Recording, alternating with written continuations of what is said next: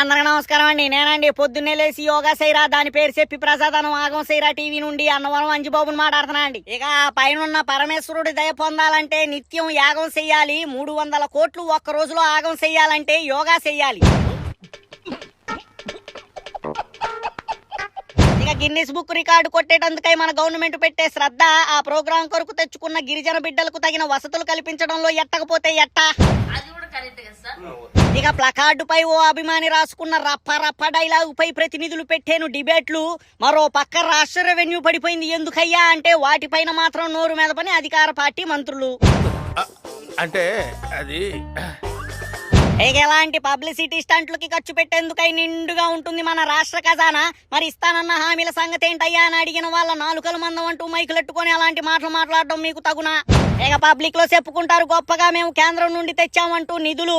ఇక కేంద్ర సర్కార్ మన దగ్గరకు వచ్చినప్పుడల్లా వాటి నుండి సగం తీసి చేస్తున్నారు ఇలాంటి వృధా ఖర్చులు. ఇక ఒక్కరోజు ఆడంబరానికై 300 కోట్లు ప్రజాధనం ఖర్చు పెట్టగల ఈ కూటమి కుబేరుడు మరి అదే ధనం ఆంధ్రాలో చివరి దశకొచ్చి ఆగిపోయిన మెడికల్ కాలేజీలపై ఎందుకెట్టడు అంటూ పలువురు రాజకీయ విశ్లేషకులు గుసగుసలాడుతున్నారని సమాచారం అండి. ఉంటాండి మరి.